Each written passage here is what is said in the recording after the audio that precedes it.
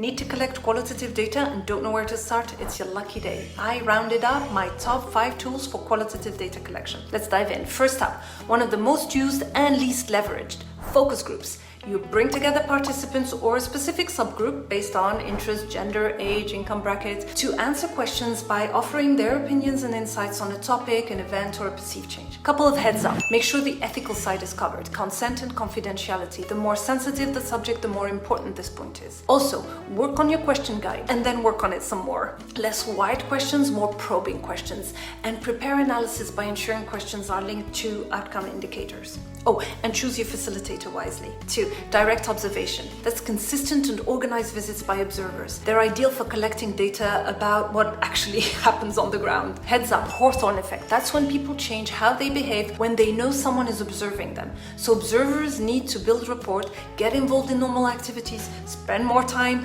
with participants. You can also reduce your observers bias by creating an observation checklist and multiplying your observers.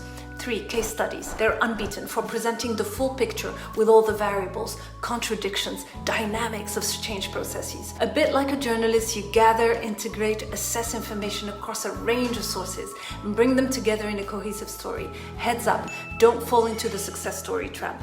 Be real. Show the achievements and transformations, yes, but also the process and its struggle, the obstacles that remain, the limitations of your intervention. 4.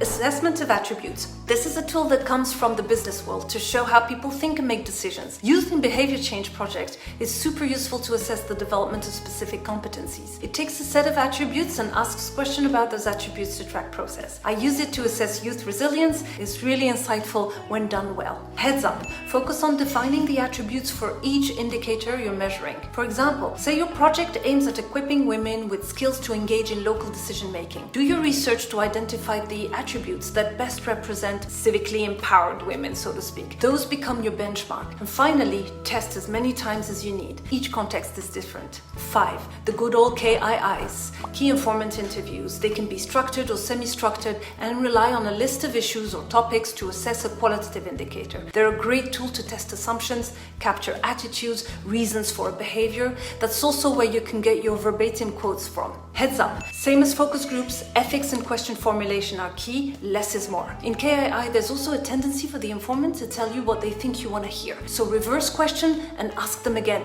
differently. And be mindful on who your informant is, why and how they've been selected. Hope this is useful. If you liked it, show me and share with colleagues. If you've used any tools or other tools, share in the comments below, and I'll soon post some tips on how to conquer the qualitative data analysis challenge. So follow if you don't want to miss out.